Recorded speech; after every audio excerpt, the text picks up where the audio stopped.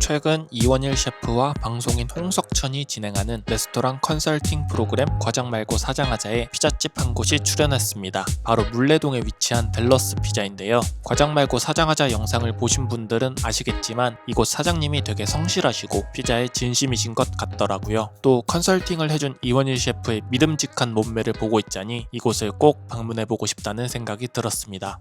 유명 유튜브에 출연한 지 얼마 되지 않은 만큼 엄청나게 빡센 웨이팅 경쟁을 뚫고 지난 주말 델러스 피자를 다녀왔습니다.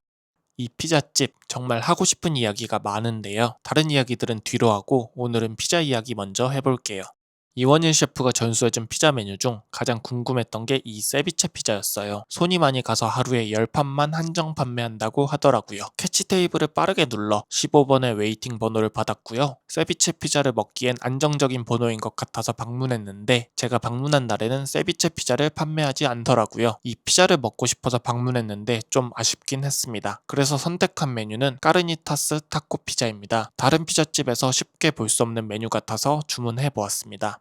우선 피자 사이즈가 생각보다 컸어요. 레귤러 사이즈로 주문했는데 보통 프랜차이즈 피자 라지 정도의 크기인 것 같았습니다. 가격이 조금 높다고 생각했었는데 크기를 보니 이해가 갔습니다. 피자는 맛있었어요. 이 피자의 이름인 까르니타스는 멕시코식 풀드포크라고 생각하면 되는데요. 매콤하게 양념된 풀드포크와 신선하고 아삭한 토마토, 정양파, 과하지 않게 새콤한 사우소스와 바삭한 나초칩, 은은하게 나는 고수의 향의 조합이 다양한 식감을 선사하면서 굉장히 신선하고 맛있는 타코라는 생각이 들었고 이 타코를 피자 도우와 함께 먹으니 꽤나 잘 어울려 새로운 맛의 경험을 했다고 생각합니다. 그리고 타바스코 소스와 조합이 정말 좋았는데요. 저는 원래 타바스코 소스를 좋아하지 않는데 이 피자에는 뿌려 먹으니까 맛있었어요. 신선한 타코 재료들과 시큼하면서도 매콤 칼칼한 이 소스가 참 잘 어울리더라고요. 도우는 맛없다까진 아니었지만 그렇다고 엄청 맛있다고는 생각이 들지 않았어요. 쫄깃한 피자 도우보다는 베이커리 빵 같다는 생각이 들었습니다. 조금 폭신하고 가벼운 식감에 간은 좀 밍밍한 도우. 편의점에 파는 치즈 후레쉬빵 아세요? 그게 생각나는 식감이더라고요. 피자의 맛만 생각했을 때는 그래도 나쁘진 않다, 어느 정도 맛있다라고 생각되었는데요. 근데 이 피자집에는 정말 치명적인 문제점들이 있었습니다. 지금부터는 그 이야기들을 해보려고 합니다.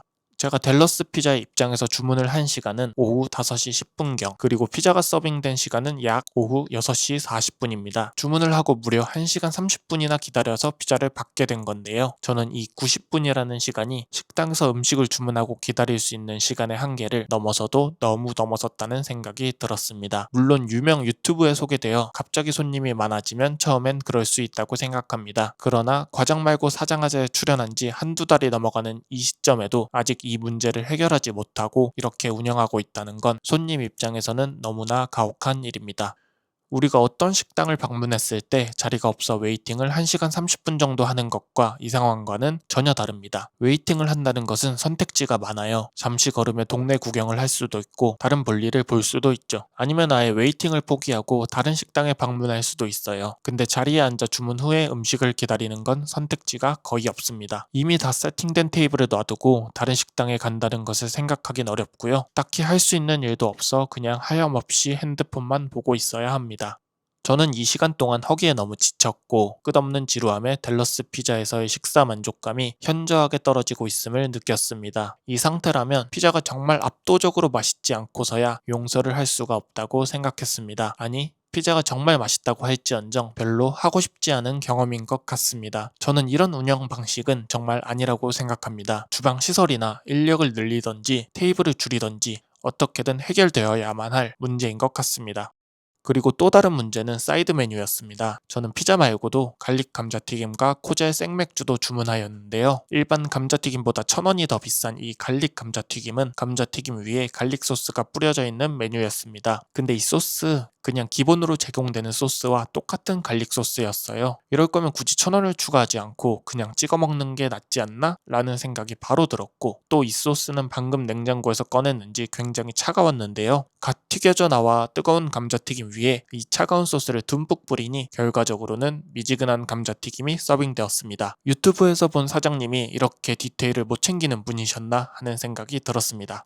그리고 이 코젤 생맥주는 그냥 맛이 없었어요. 시원함도 탄산감도 부족한 느낌이고 맥주 맛 자체도 좀 밍밍한 느낌. 따라놓은 지 시간이 꽤 지난 맥주를 마시는 듯한 느낌이 들었습니다. 델러스 피자는 나름 피맥집 스타일로 방향을 잡고 있는 것 같던데 피자에 정신이 없는 탓일까요? 맥주 관리가 잘 되지 않는 것 같다는 생각이 들었습니다.